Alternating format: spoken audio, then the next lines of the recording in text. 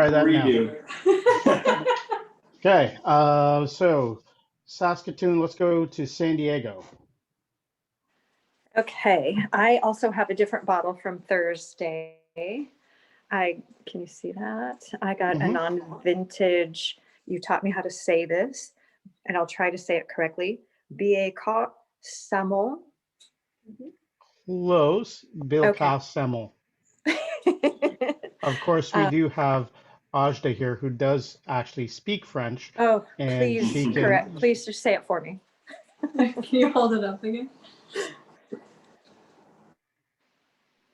Picasso. Yeah. Oh, that was lovely.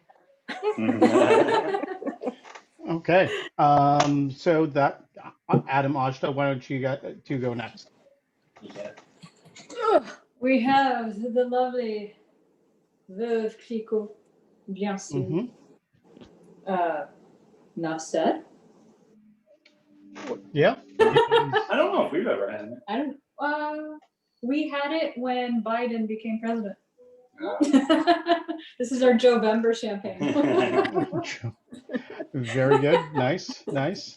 So Veuve Clicquot, classic producer in the based in the city of Rennes, and the you know what the translation is, right, Ajda?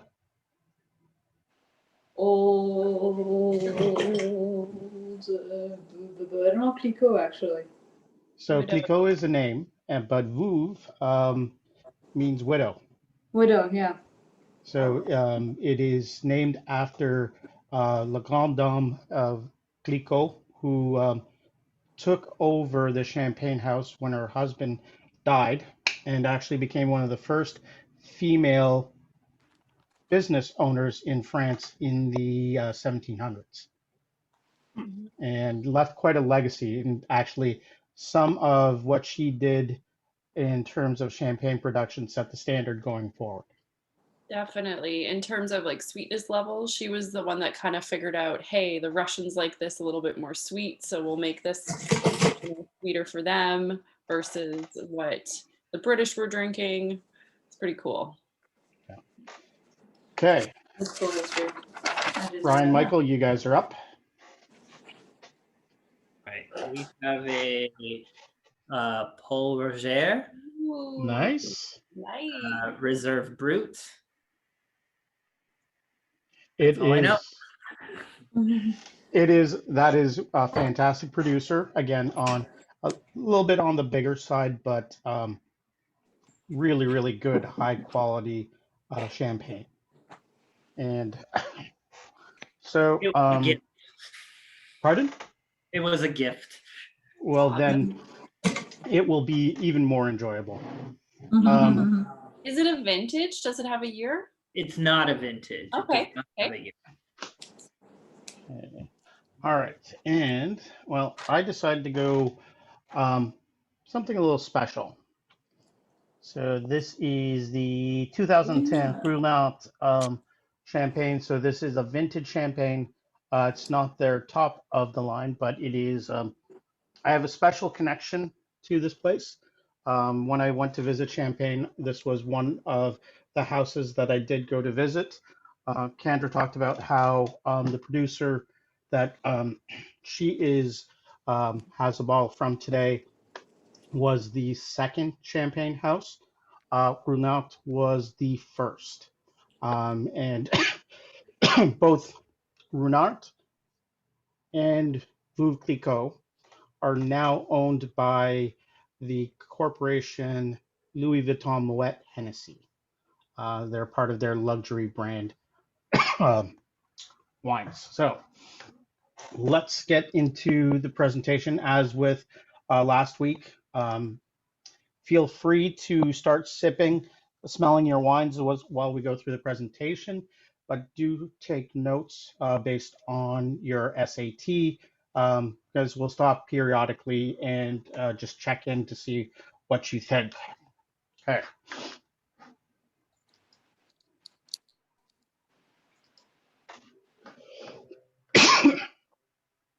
So, all right, here we go. Um, I thought this was appropriate because you know what? I dig champagne. So everybody asks me, when they find out that I've been to Champagne, what does it look like? Well, here's a picture of some of the vineyards in an area called um, La Val du Marne, and so that's the Marne River right there. And you can see, some of the things that we've talked about in the past.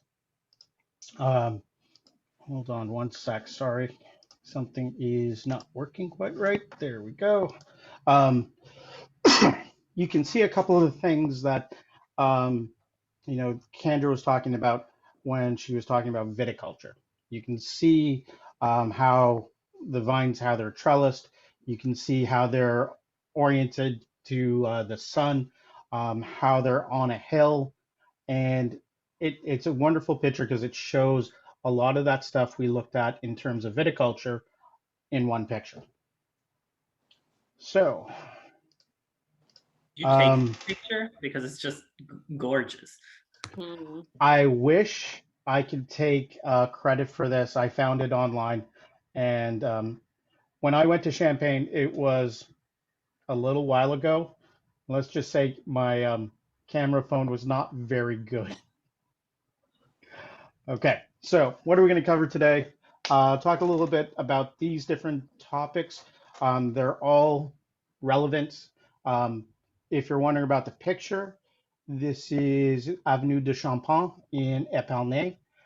This is where Paul Roger and Paul Roger has their headquarters. Also, Bill Capsemin has their headquarters on this road. Um, One other big producer that's on this road is Moet and Chandon, and they actually have a picture, at least a statue, of Dom Perignon on the outside of the property. Okay, so what is Champagne? Um, I think a good analogy for this is when people used to ask me about going to Sonoma. Well, Sonoma is multiple things. It's a county, it's a valley, and it is also a wine region. So Champagne, the first and foremost, it is a district. It is one of the, as you can see here on the map on the left, it is one of the um, most northern districts in France, relatively close to Paris. In fact, it is about 140 kilometers from Paris. And if you're silly like me and take an overnight flight into Paris and decide to drive to Orem from the airport, it takes about 90 minutes, as long as you know where you're going. Um, the map in the middle, the Appalachian's not very clear, but we'll get a better view of that. Um, it's an appellation within France, so it has its own rules and specifications on how things are made and how they're grown. And lastly, it's a wine style. It is also a protected name, meaning that to be called Champagne, it has to be from the Champagne appellation. And yes, there's plenty of good jokes that make reference to that. I've seen multiple memes about it. Okay. Champagne has a long history, so I'm going to try and cover it all in one slide. Um, be prepared that there is a lot missing, but this will give you a good overview. So one of the important things to note is um, the wine history in Champagne started with the Romans. And wherever they went, they brought viticulture with them as part of their culture and their society. One of the interesting things that they did in Champagne, though, is to build their structures, they excavated the limestone soil, chalky limestone soil, to make the buildings that are in modern day Rem. But to do that, they extracted it out of the ground and formed a lot of caves. That'll come in handy later on. Early production in Champagne was not sparkling wine. It was um, almost like a rosé of Pinot Noir, but it was a rosé because rosé like because of the cool temperatures, the grapes would never reach full ripeness, and so the skins could not add a lot of color to the wine. So you had a very, very pale version of Pinot Noir. Uh, Bubbles came in the Middle Ages. So, as they got better farming techniques and better wine production techniques, they started to bottle things wines a little bit earlier. The problem is, and we talked about this in our winemaking session, um, it may have not fermented to fully dry. So when they put it into bottle and the next spring when it got warm, it would ferment again and create bubbles into the wine. And that was the start of bubbly wines in Champagne. Um, a number of people started looking at, well, because of the poor quality of the region in general, they would start looking at ways to make more consistent, better quality wines. And that's when blending happened. And we have our friendly monks who seem to do a lot of alcohol, all across Europe. They got their hands on the wines and started blending. The most notable of those monks is definitely Dom Perignon, um, frequently considered the father of Champagne. If he were alive today and you told him that, he'd probably be very angry because he was trying to get rid of bubbles. He looked at bubbles in wine as a fault. So bubbles started to become more popular, and the reason why is because of the British. They have their hands in everything in the wine industry, and the nobility in France.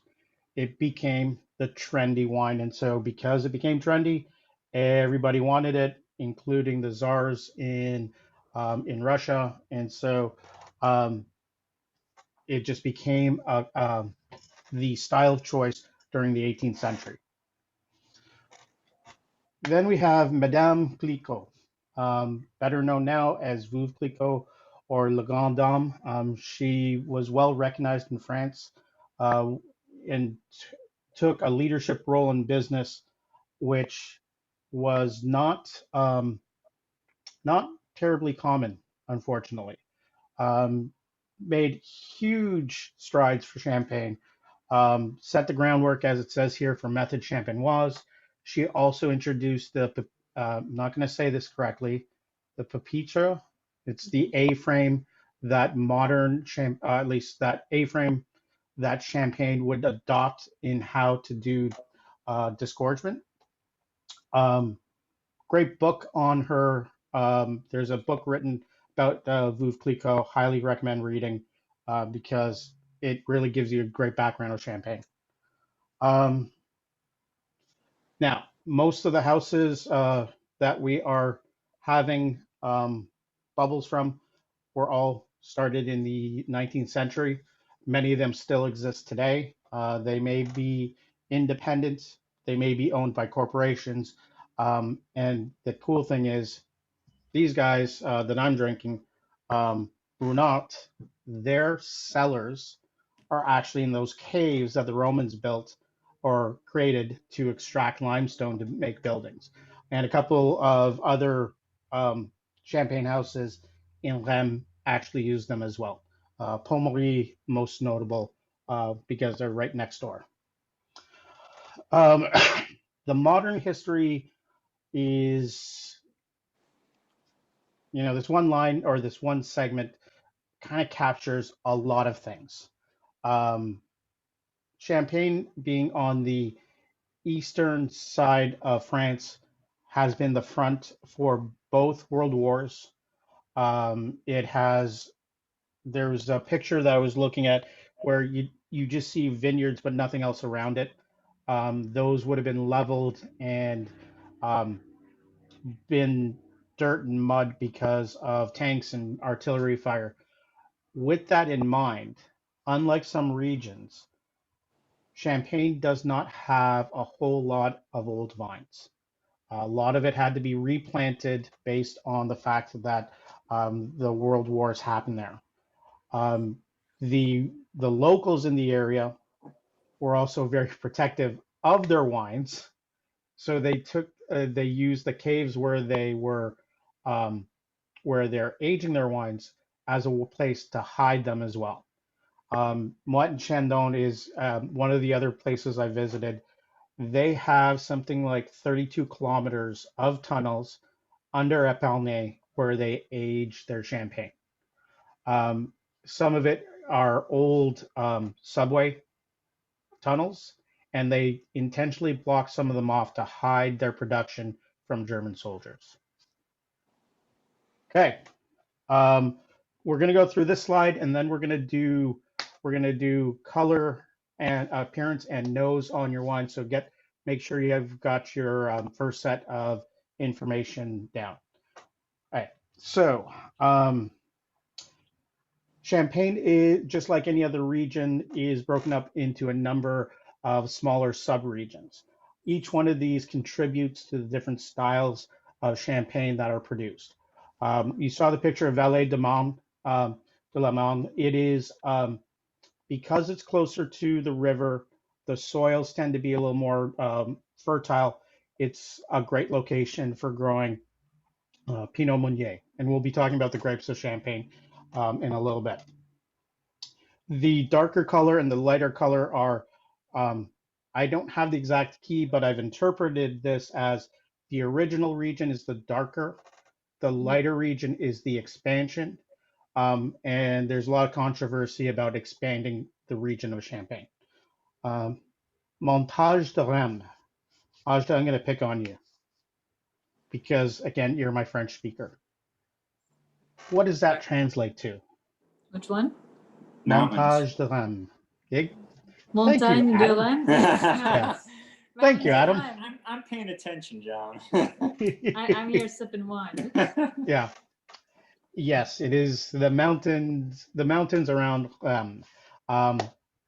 but they're not mountains as we in California or more in the eastern part of France, what you would call mountains. They're big hills, but it is a great place to grow Pinot Noir and some Chardonnay. Then we get down to, excuse me, Côte de Blanc, which translates to Ajda. Side of the whites. Yeah. Or So coast white of the coast whites. side, yeah, white side. Yeah. I mean, it's not a coast, but yeah.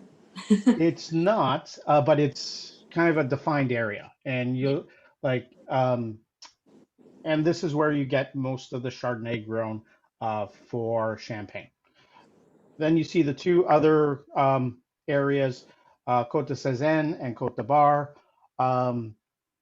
They are areas where they grow a lot more volume and are generally used in the larger production multi-vintage blends. So a couple of key facts, like I said, up at the top, it's about 140 kilometers away from Paris. The climate is cool continental, which means hot summers, cold winters, and potentially high diurnal range in temperatures. The latitude is important, 48 to 49 degrees north. If the 49th degree or 49th parallel in North America is where the major border between US and Canada is. To kind of put it in perspective, Champagne would be loosely located to North Dakota or Wyoming in terms of its how far north it is. Okay, I'm going to stop sharing, and let's talk some what your wine looks like and what it smells like. Who wants to go first? All right, then I'm just going to pick on Adam and Ajda. Sounds good. Are we unmuted? Yes. Yeah. So it's obviously pale. Torn between lemon and gold. I want to call them both out, but I think you'd it's probably lemon. tell us not to. I think it's lemon. Lemon. Okay. Yeah. Okay. Probably a good call. Yeah. You want to do the nose? No, you Nose intensity is medium, Hmm. and you can do the aromas then. so I've been smelling stone. Pear is like the only fruit really that I smell. I think you smell green apple as well. Mm-hmm. And like a brioche smell. Brioche. Hmm. Anything else? A little citrus. You think, yeah, like like a lemon or lemon zest. Mm-hmm. Okay. Yeah. Cool. We'll come back. Just keep sniffing. If anything else comes up, we will we'll check in with you guys. Kendra, since you've had yours open a little while, why don't you tell us what you got?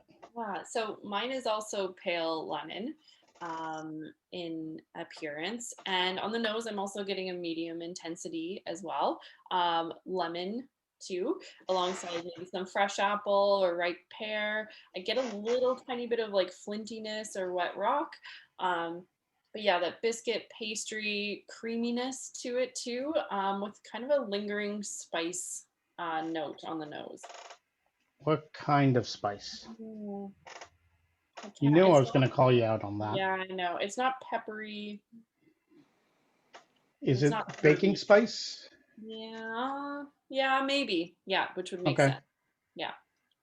Something more Yeah, baking. because you may get a little bit of nutmeg, Yeah. maybe some vanilla, Mhm. especially if the producer did the first fermentation in oak. Mhm. Mhm. Okay. Um, Ryan, Michael, you guys ready? Yes. All right. I have a pale intensity gold color. I'm pretty confident it's gold. Medium intensity on the nose. I primarily got lime, whetstone. It was a spice of some sort. When you said nutmeg, I was like, it could be nutmeg. And then I got grass and like a toast. Did, okay, so you got toast and kind of like toasted bread, right? Toasted bread. Yeah. Okay. Anything else in that kind of um, bready category? If not, it's Not on okay. the nose. I think, like Aj just mentioned, brioche. Yeah. I get that here too. Okay. Cool. TK, you're up. Okay. Mine is also like a medium lemon. I was going to say gold, but it would be like a light gold, I guess, if that were the case. So I'm going to go with medium lemon. On the nose, it's medium. I'm getting like apple blossom. It's kind of florally initially. Then I get into like whetstone, apple, spiced pear, some lemon. So the spice, I think, is coming in on that, like that third level. Baking spices for sure. Brioche is very, very slight. Not like the one I had before where it was just very upfront. This is just very light at the end. Good. Cool. I kind of like what we did last time. I will write up my tasting note and put it into the wine directory, or the folder where we have everything. Just in case, if we have time at the end, I'll do a full tasting note. But to save time, I'll write it out so everybody can have a written version of it. Okay, so let's jump back into some slides. Again, if you guys have questions, feel free to jump in, small group. So any questions at any time are welcome. Okay, so one of the big things in that helps to define Champagne is soil. And I went through to pick some extreme examples to be able to give you an idea of what it is like in Champagne. Now, um, what you see in front of you is that limestone chalky soil. And yes, it is very white, but there's pockets of it around in the different regions. It's more predominant in excuse me, more predominant in Côte de Blanc and Montage de Reims.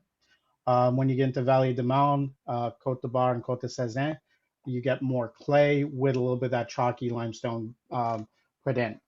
The thing about limestone is it helps vines to retain acid, but it's also the chalky nature of it allows for free drainage, but also retention of water so that it is ideal growing conditions. The one other thing about having light colored stony soil is that it will reflect light, and that helps to ripen grapes in a marginal climate that Champagne is. Okay. Yeah. Okay, so let's talk a little bit about the grapes and viticulture. Lots of information on this slide, but key things to know. The most common grapes used in Champagne are the three that you listed there. Pinot Noir, Meunier, and Chardonnay. What people that are newish to Champagne always freak out is that there's 2 red grapes and 1 white grape, yet majority of Champagne is a lemonish or golden color.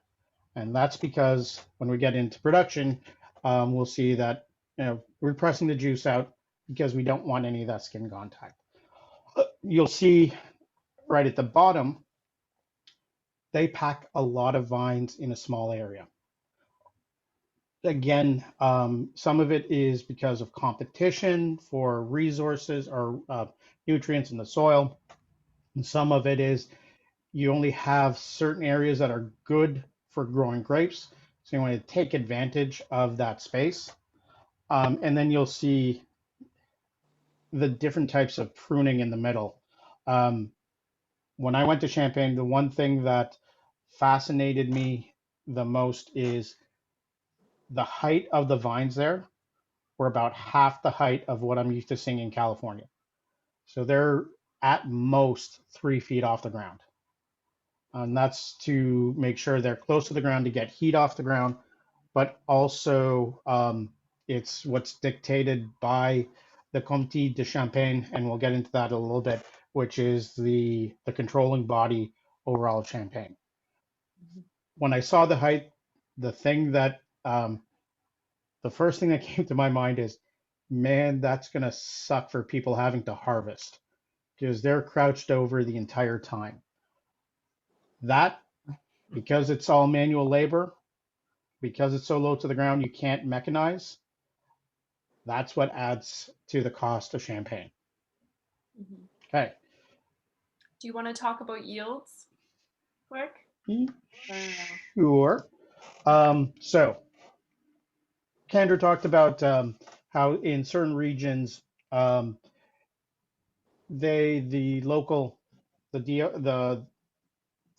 body that's in control of the region will set the maximum yield which is how much you can harvest and how much you can actually produce. In Champagne, the yields are actually pretty high, meaning you can actually get a large number of grapes for production. There are many reasons for this. It's as we looked at when we were doing the nose and when we do the palate, most of the flavors that you get from Champagne are not from the grapes. A lot of it comes from the production method. And so you can crop heavy because you're not looking to get those grape flavors. You're looking to the impact of winemaking to really draw out the flavors. Kendra, anything else you want to add? No, that was just it. I just think Okay. it's, most of the time we're going to be talking about cropping low and keeping the vine focused on a very few amount of grapes. And this is kind of the one area where they just let it go wild, which I think is kind of interesting. The funny thing though is in really good years, it also means that they can't harvest everything, which is kind of odd. But to give you some context, the yields that are allowed in Champagne are 3 times as much as what you would allow for a Premier Cru Burgundy. So they're cropping pretty high. Okay. Classification. This will be a common theme as we go out throughout Europe, and that is the regions will have certain classifications to help people identify quality. While it is not always a good indication, there is historical context to it. So in Champagne, we do classifications based on village. So there's Grand Cru at the top, Premier Cru in the middle, and then Village grapes, everything underneath. You can see at the top level, again, it's a very steep pyramid. There's very little that's at the top. The middle is a little bit better, but most of the grapes are at that lowest tier. The controversy or the issue in Champagne is it's the village that gets the classification, not a vineyard. So if you think of multiple vineyards around one village, it may be that half of the village really has really good grapes. The rest are maybe not so good, but if they get that Grand Cru designation, they can charge more for the grapes. And we'll get in this in a few more slides, but most grape growers sell their grapes. And so they're looking to get as much as possible, which means there's this struggle on the grower side of how do we get reclassified so that we can get more for the work that we do. But in very French socialist manner, it takes almost an act of God to make that happen. And even then, the premier may just veto it. Okay. This should look familiar. This was part of the winemaking presentation that we did a couple weeks ago. A little more detail, or I'll try to go into a little more detail here, without going overboard because this could take a while. Champagnes start with what we call a base wine. Base wine are made from the grapes of each harvest. They are done, they're fermented and treated as if it was a normal wine. They're picked fairly early.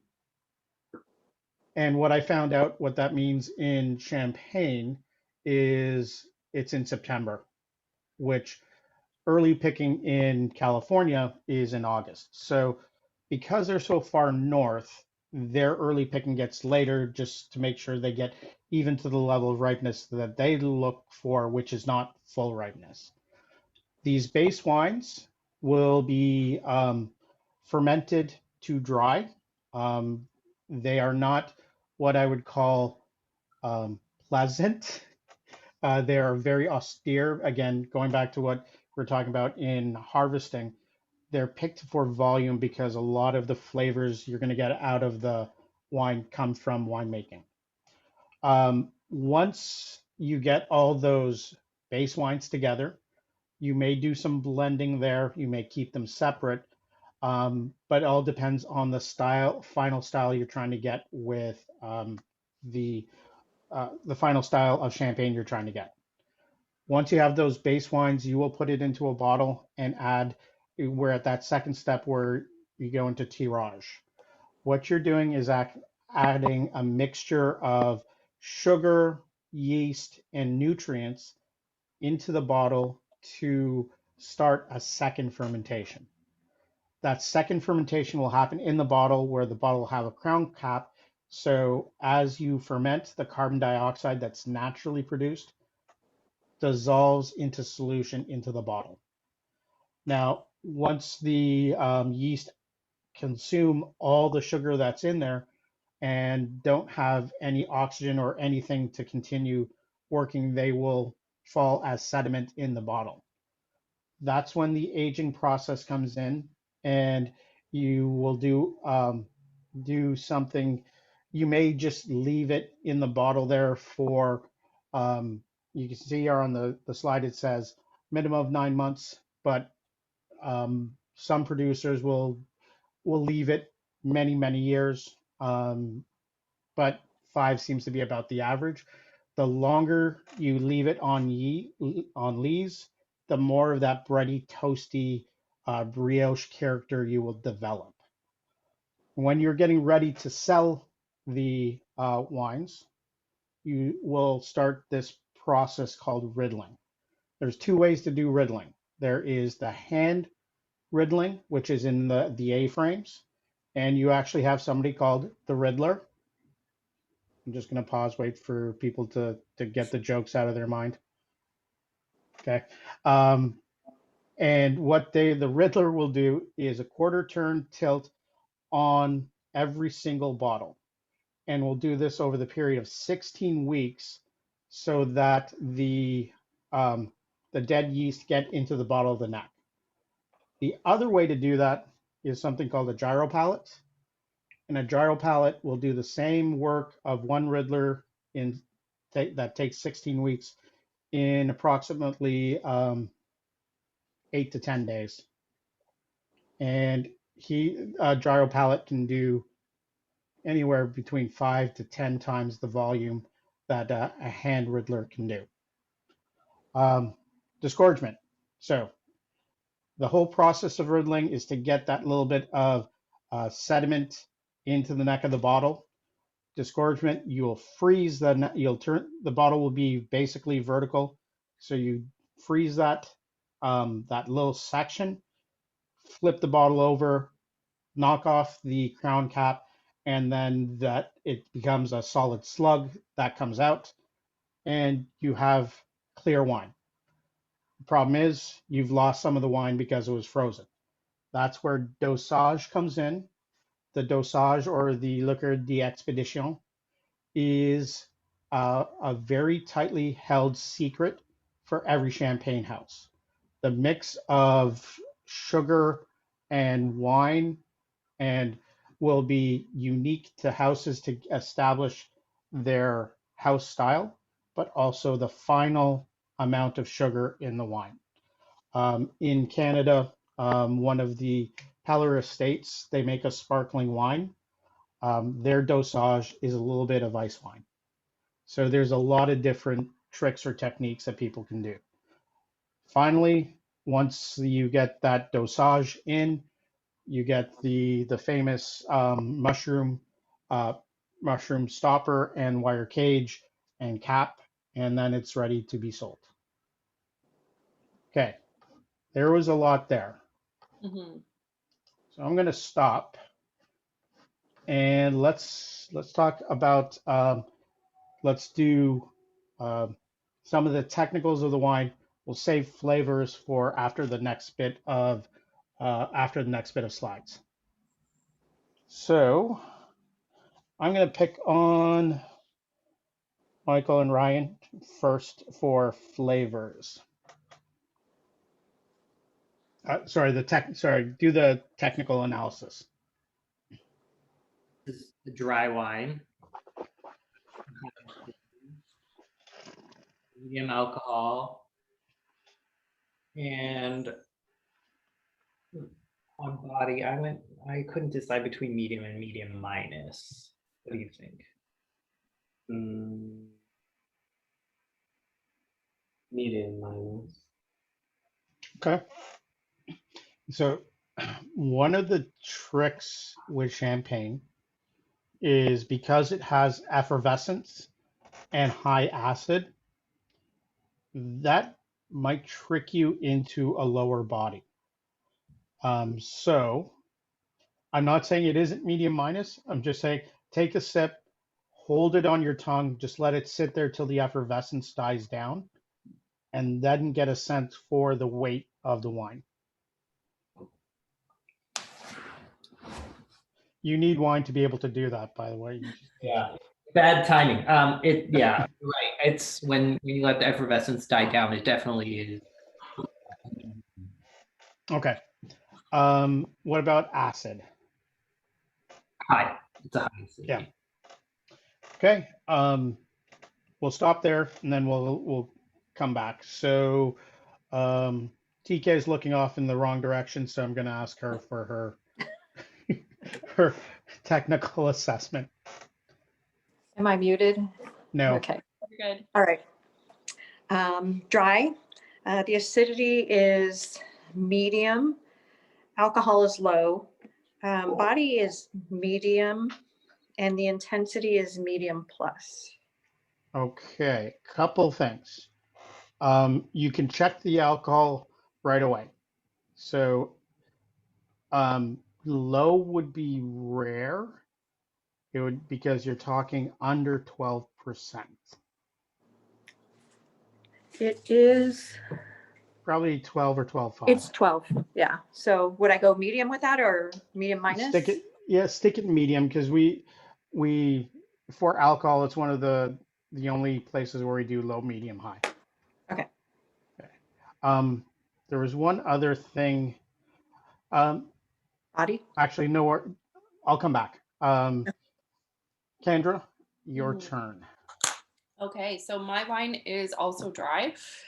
It has a medium plus acidity though. It's quite kind of just persistent throughout the whole experience on the palate. It's not kind of like right away jumping at you, but my tongue is sweating the whole time. I have a medium body. I know I'm like trying to swallow and talk. I have a medium body with mine and medium alcohol as well. There's nothing new on the palate that wasn't on my nose. So lots of lemon, apple, pear. We were But going to save that, but go I'll ahead. save it for later. Okay. Okay. Save it for later then. Okay. Adam, Ajda, you're up. Yep, we have some tongue sweat going on too, so we are. very That's going to be similar. the term from now on, tongue sweat. Yeah. Tongue sweat. So it's a dry wine, yeah. Okay.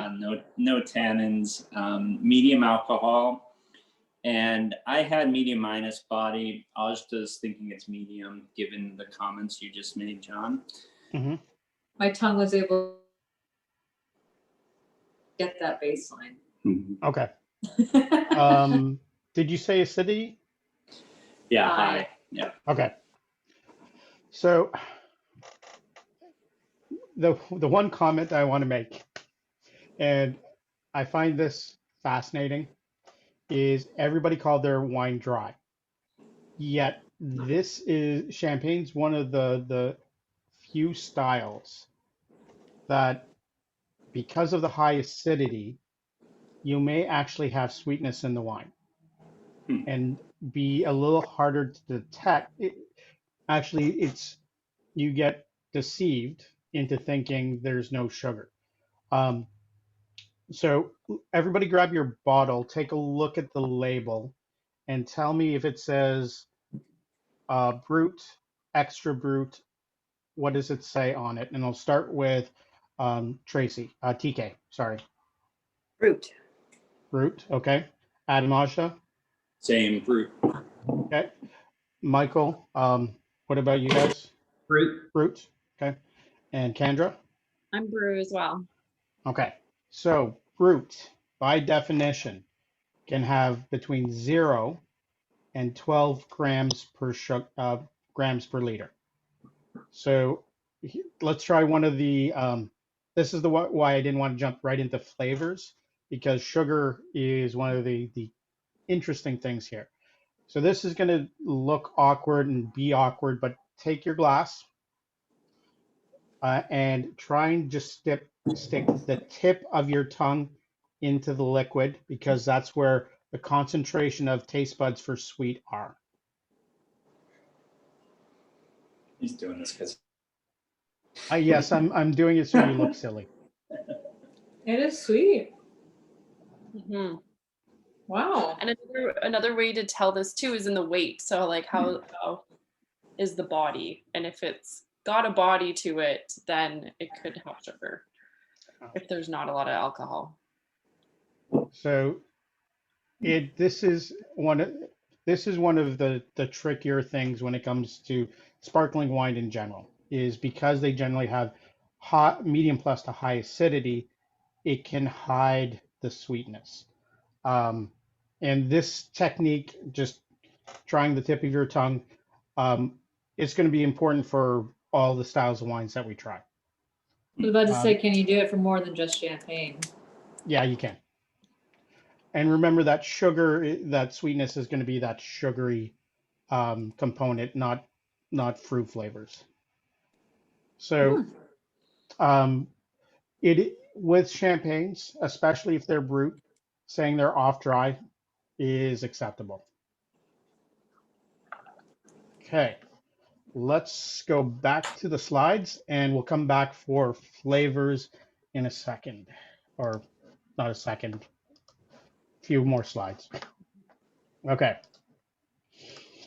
Um, does anybody remember this slide? Blending. Champagne is the key for blending because it allows winemakers to do everything that's listed on the left side. In that marginal climate, you're not always going to have a great vintage. So being able to blend across sites, across different villages, allows you to get that consistency and balance. One of the things I left out in the um, winemaking is because there's what is being blended it's important to talk about it here.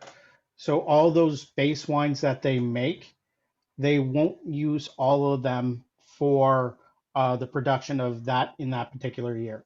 They will save some of those base wines, especially if they're very good, to become what the term is reserve wines, so that each year, if they need to adjust the blend, they will put some of those reserve wines into the current vintage to get that house style.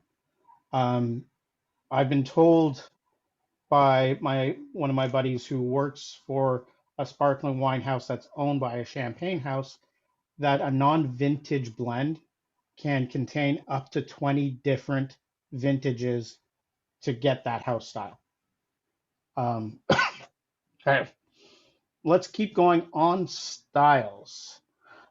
This is, while I labeled this vintage, it's a little bit more than that. This is a subset. There's a few more that I didn't add in, and I'll identify what those are. But these are the typical ones that you'll run into. A non-vintage, as we were just talking about, it's a blend of multiple vintages to establish a consistent house style.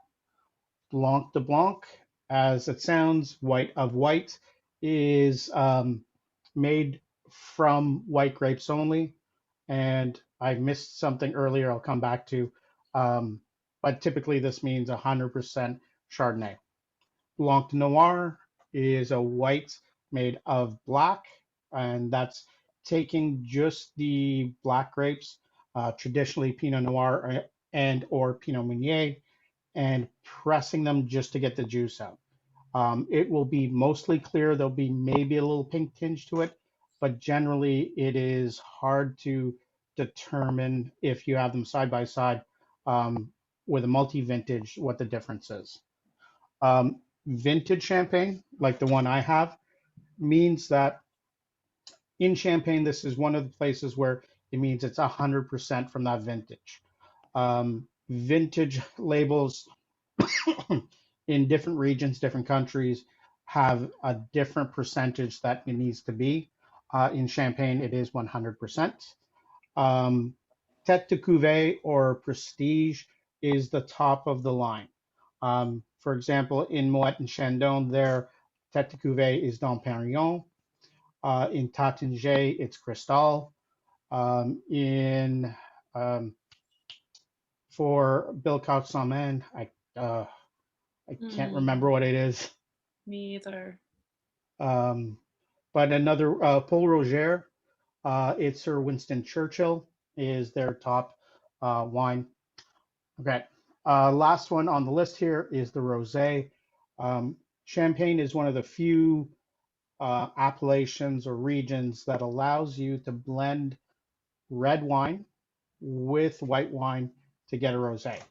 And that's why rosé champagnes go from a pale pink all the way to almost a bright red or a very vibrant pink. And that's because of the different techniques that are allowed. One, one that I left off the list is called Lake Disgorged. And it is just means that there's been extended time in that lees aging, and it is disgorged at a very late date and sent to market pretty quickly. Typically, those are vintage wines, but they don't have to be. One of the things when we get into talking about port, you'll see a lot of similarities between the way that champagne is produced and the way port is produced. Okay, so a couple of things that people ask me, what kind of glasses should I use?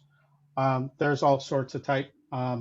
You see, I don't know if you can see my glass. It's very wide based, and everybody I know that's in sparkling wine or champagne production, they use Burgundy glasses to taste champagne. And the reason why is if you look at the wide tulip aged sparkling wine, it's about letting more of the flavors and aromas out. If you have a flute, it's very good at being able to demonstrate the bubbles, but it makes it very hard to appreciate the aromas. Um, you know, here on Champagne, on the left side, the Wine Folly has a great um, library of these simple profiles. They're a little bit low on the ABV. They can go up higher than, they go up to about 12.5, sometimes on the rare occasion up to 13. But it gives you a good good sense for what what you should expect.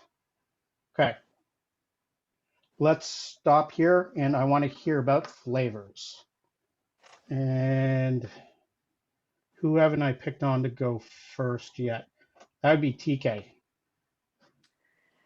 Okay. For the flavors, a lot of things were similar to the nose, but what I thought was interesting was what really came out pronounced on the palate was the lemon. It's more like a lemon zest.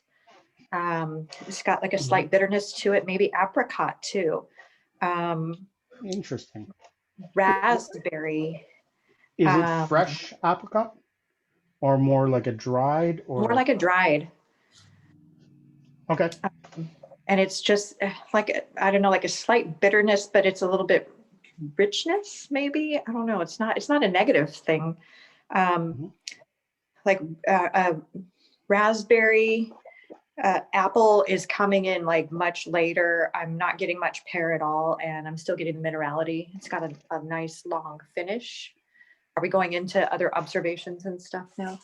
Sure, go ahead. A really, really long finish. It just keeps going, and it's more of like that lemon citrusy zest on the finish as well. What I liked about your description is you had some red fruit in there, and that's an indication that there might be a fairly high percentage of Pinot Noir or Pinot Meunier in there. So that's Yes. Champagne is one of those things where you may pick up a bit of red fruit character depending on how the grapes were treated during production. Yeah, this was 40% Pinot Meunier, 30% Pinot Noir, and 30% Chard. Okay. Kendra, I'm going to go to you next because I also want you to talk a little bit about the mousse. Yeah.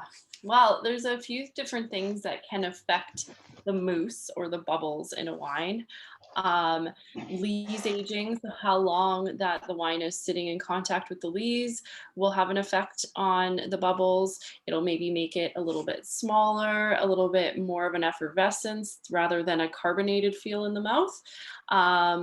There's also and I mean, the longer that a wine ages for, because you can age champagne for a long time, but the bubbles will definitely start to kind of go away. So a very long aged wine will maybe not even have much of a bubble at all, but still be healthy and okay to drink, which is kind of interesting when you come across those. I've only had one, and it was brilliant.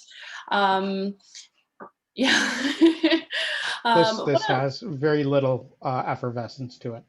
And then, yeah, just, I mean, sometimes I think that's it on the mousse, right? Or did you want me to talk anything more? Were you just thinking I'll that? just give your description now of your Yeah, wine. so just my description. So kind of moving on, I get a lot of the lemon, the apple, pear as well. I'm still getting some wet rock or minerality that I think everybody's getting, which is pretty neat. That might be kind of due to the chalky soil as well. That's kind of bringing that out in the wine. And then I do have more toast and more brioche and more evidence of lees aging on the palate than I did on the nose, alongside a nice kind of creaminess, which means that maybe some of this wine went through malolactic conversion, if we remember talking about that in the winemaking week, where they are allowing the malic acid to be converted into more of a lactic or creamy appearance on the palate for us. And then my finish it's not very long, to be honest. It's maybe only about a medium finish, but I wouldn't be expecting much more from this one because it is more of their entry-level champagne. So it makes sense. Okay. Let's go. All right, Adam and Najda. And Michael and Ryan will finish up with you guys. All right. So in terms of flavors, I definitely still get the pear, like a lemon, a little bit of green apple, definitely the brioche and the whetstone still. What's interesting is the long finish, also have a long finish, as like a yogurt taste for me. Okay. Did we do our technicals? We did our technicals, right? Yeah. Yeah, so I think that's it. Okay. Did you hear anything else? No. Okay. Michael, Ryan, you guys are up.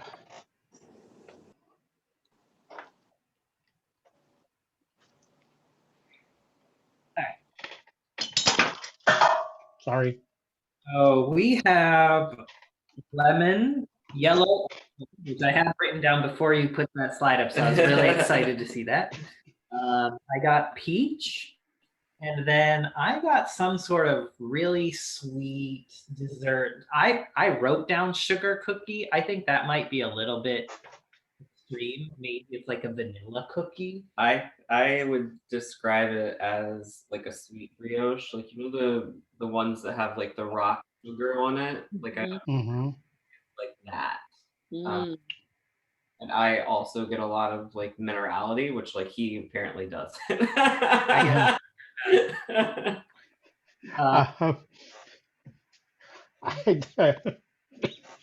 got nothing. But we do agree it's a long finish. It does Okay. really stay for quite a while. Yeah, it's Paul Roger, Veuve, and Bilkoff-Simon. They are producers I know well. Candra's I don't know as well, but you know, you have even for Bilkoff-Simon, their entry level is would be, you know, second or from the top in terms of other house production. Paul Roger up in that level, their base level, they put a lot of effort into it. And with Veuve, Veuve is almost other than Cristal and Dom Perignon, has kind of set the standard for champagne.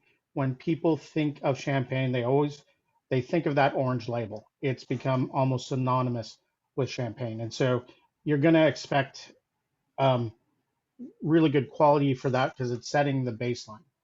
I want everybody to think through your quality assessment and suitability for aging as I go through the last bit of slides here. Okay. All right. So we've talked about this a little bit, but I wanted to put it up so you will be able to have this going forward in the slide deck. You know, it's not just about the amount of residual sugar, it's also the amount of carbs, it's also the amount of calories you get um, from champagne. So on a previous slide, I told you about what the levels of residual sugar are. Here you get a sense of, well, the more you drink, what you're going to have to work off. There is a big trend going to brut and lower because there's a recognition that sweet is not something people want in wine. And luckily for champagne houses, they have control over the amount of sugar, and they can respond to trends a lot quicker than some other regions. Okay.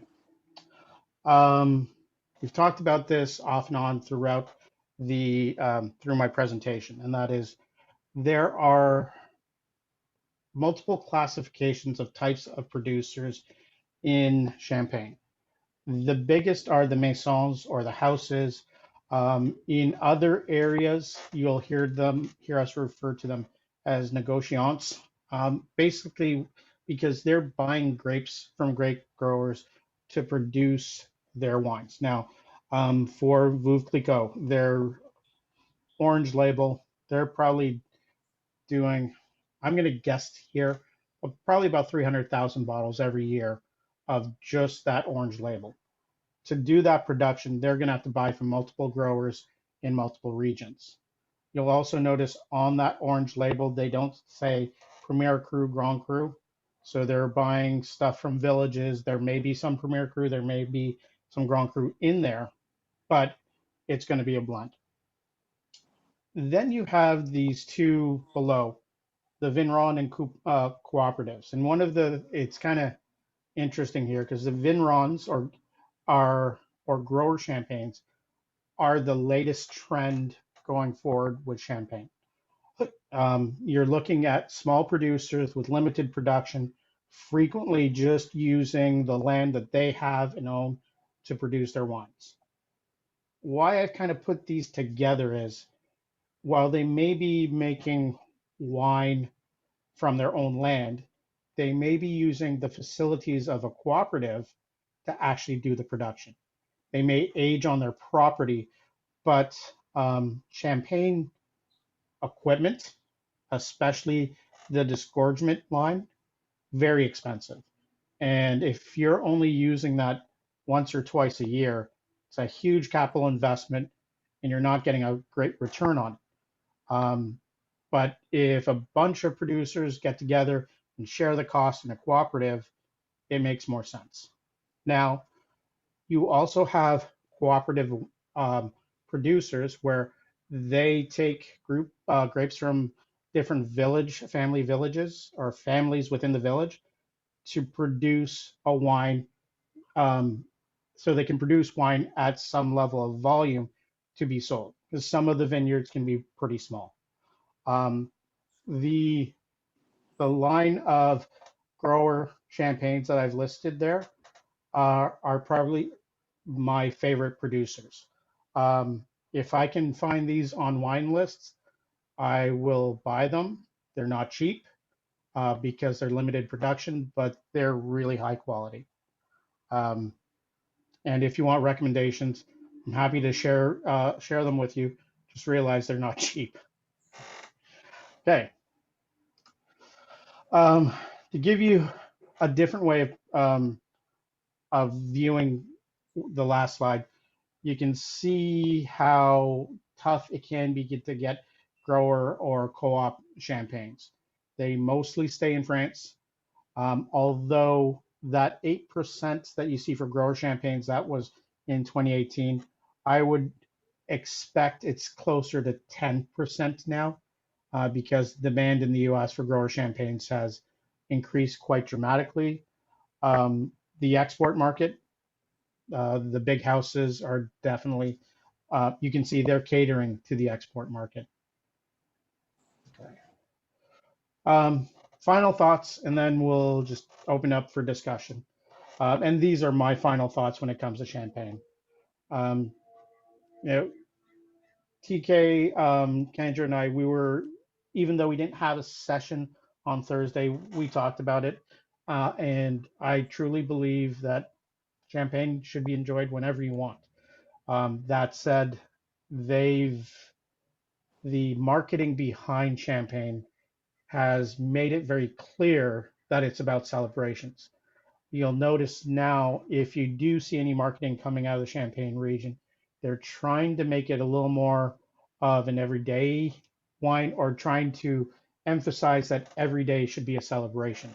That's their twist on trying to make champagne more of an everyday wine.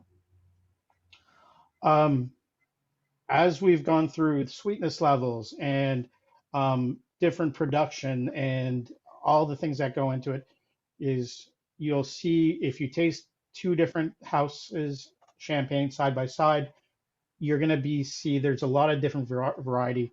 And I encourage you to explore all the different types, especially grower champagnes. I think you'll find some wonderful examples that go beyond what you get from the big houses.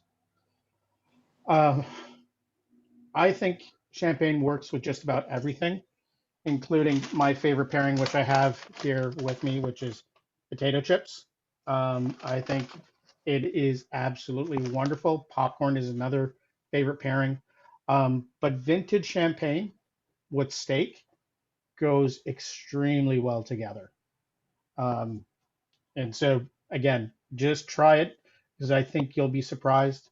Other things I like champagne with, definitely with sushi, also with spicy food. Mm-hmm. And yeah, it is my favorite. This deck has other geeky info in it. I'm not going to go through it all, but you'll have access to this presentation, and you can see all sorts of wonderful stuff. This one I will show you to learn more about champagne. The Champagne website has a fantastic amount of information. Goes into a little bit more detail than we've talked about today. The Grand Marquis, that's where all the big houses, they have, you can find out the association, more information about them. And then the Grower Champagne, that website is in French, but Google will translate it for you automatically. Okay, so we've got some time. So I want to hear some quality assessments and suitability for aging. And start with Michael and Ryan. Kendra, I saw you raise your hand, but no, you're going to go last. We said very good. Mm-hmm. And I mean, complex flavors, long finish. We said suitable for aging. You know, the flavors are very bright. The ones that came effervescent, high. It just seems like it's good now, but it also could be good later when it maybe even mellows out a little bit. Okay, cool. Why was it not outstanding? What did you ding it on? Because I'm a hard grader, and I don't think anything's ever gonna. Was it the balance, or the length, or intensity, or complexity? Which one did you feel like it didn't hit? Fair. Length was not it. Intensity, complexity. Kendra's a tough grader, so you know, you gotta, Uh, I mean, you saw boxes, so Yeah, I I guess- think maybe you were just being a harsh grader. Maybe I and it am. ought to be. is well, it? one of the things you could point to, and this you said this in your assessment of the nose.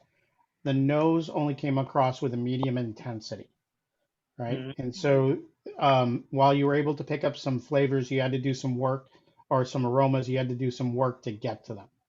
That is one of the things you could identify as you would have liked to have a more pronounced nose, a little more intensity, and that's why you didn't give it outstanding. Mhm. I just helped you out with the instructor. The other thing I was going to say, and I don't know, maybe this is not an allowed reason, but I thought that the kind of flavors, although there was a variety of them, they were all kind of on the sweeter side of things. There was not a lot of like contrast in. Mhm. Okay, Mhm. that is totally fair. You know, the detail you would need to give if you were writing this out is, you know, the flavors focused on the sweeter citrus or the sweeter white fruit, and a little bit on the secondary, but the secondary also had a sweet note to it. Those together are all very similar and didn't do much to increase the complexity. So I'm taking what you said, but just giving some structure and the reasoning, how you connect it. That's helpful. Okay.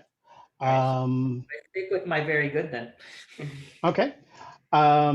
You guys get to pick who goes next. Uh, Okay, John, shaking it up. Who do Tracy. who? Okay, Tracy, you're up. Was that how I come across? I come up as Yeah. Tracy? Yeah. Tracy's Oh, that- iPhone. That's so weird. Okay. So I would say my quality assessment also would be very good as opposed to excellent. And thanks for taking the first run at that, you guys, because I took good notes. I would say very good as opposed to excellent because certain things were more pronounced, like the lemon, you know, just it was really bright and was really pronounced on the palate versus on the nose. I didn't get some of those other characteristics that carried through as prominently. And maybe this is just my personal preference, but I really like that bready, yeasty brioche flavor. And I just barely got a whiff of it anywhere on the palate or the nose.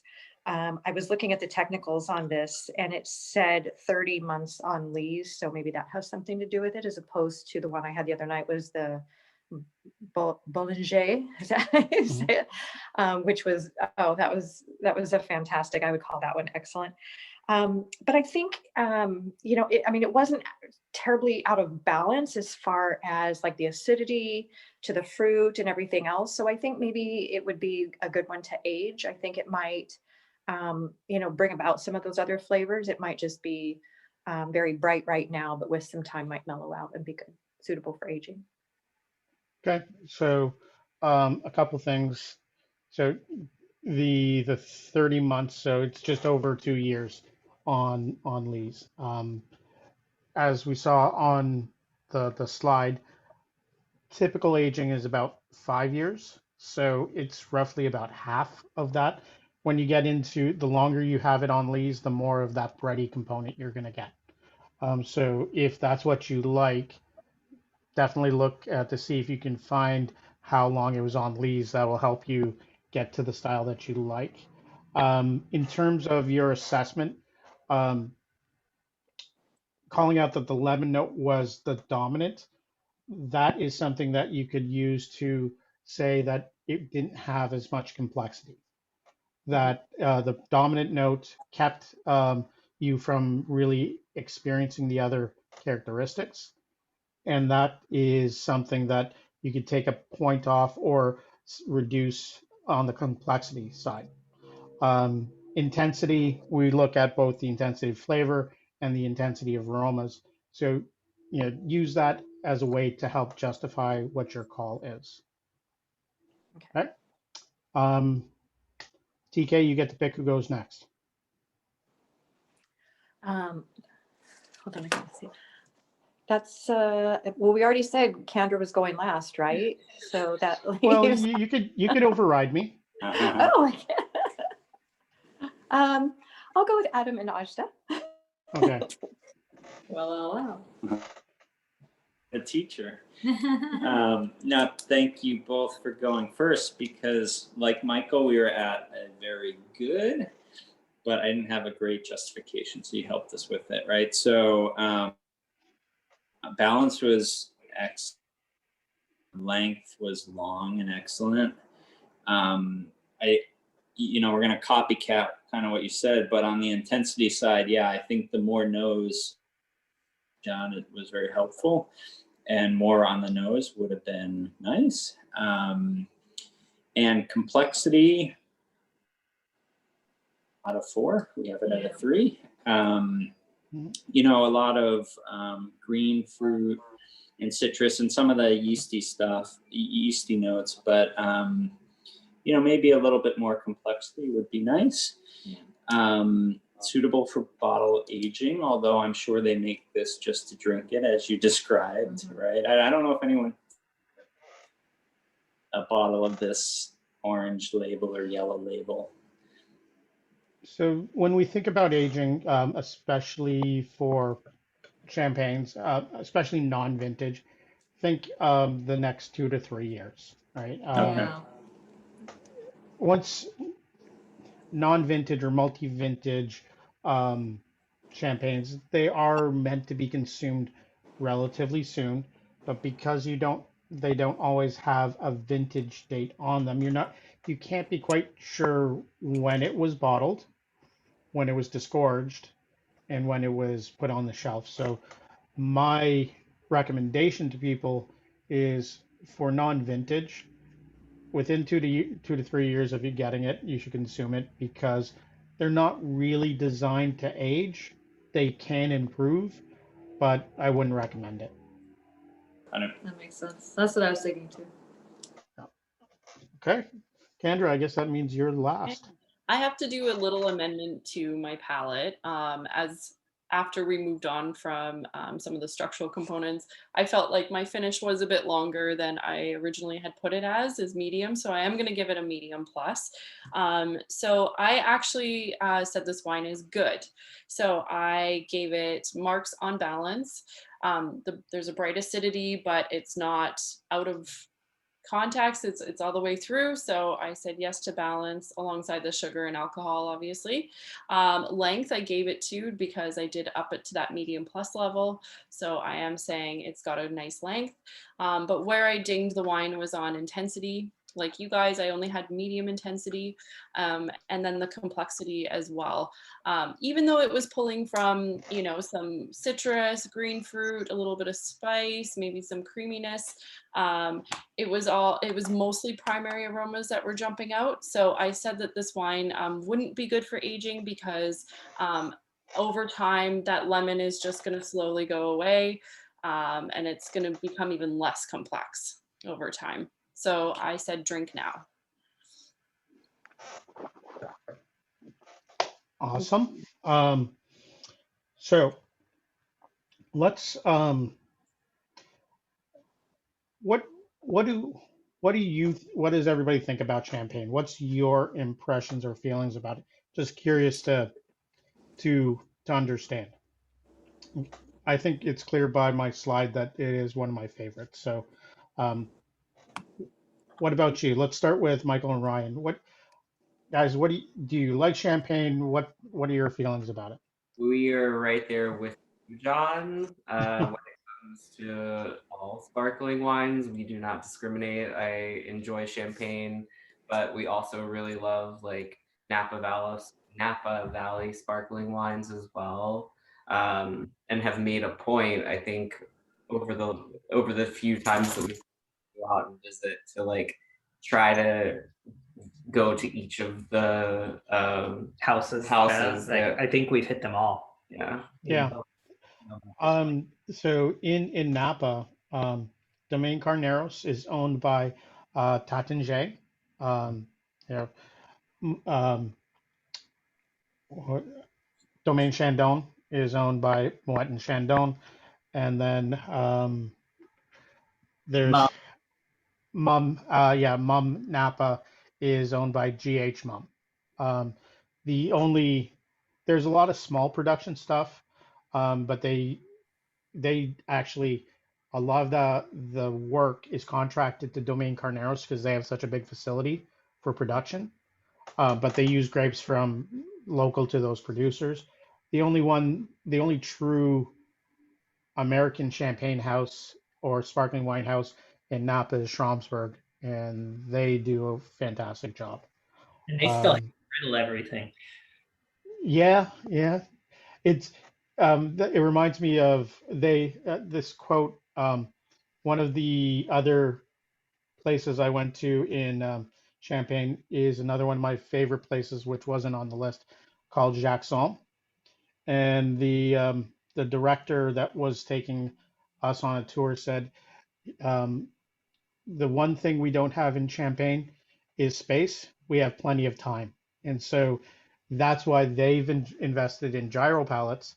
It's because while they want to hand riddle everything, they just don't have the space for it unless you're one of the big houses. And even and the production levels they do, they use a lot of gyro pallets. Adam Ajda, what are your thoughts? I mean, I'm definitely a big fan. It was always a thing I ordered at like work happy hours or something like that. Like I didn't wait for a special occasion, and B, it didn't get me too fast and low calorie, but and didn't stain my clothes. But the other thing too, I think about it is I want to going forward try champagnes that maisons, but more of like the smaller, more local. I can't speak today. The second tier that you had The grower talked about. champagnes. Yes. Yeah. Because I think that there's something to say about trying lesser known but more boutique, basically types. Yeah, and having champagne more often, not having to reserve it for special occasions. Mm-hmm. For me, I fall more in the bucket of Ryan and Michael. Not to just look broadly across sparkling wines. I appreciate the history of champagne, but and whatnot, you can't find a good value champagne, perhaps, or something accessible at like $30 or something like that.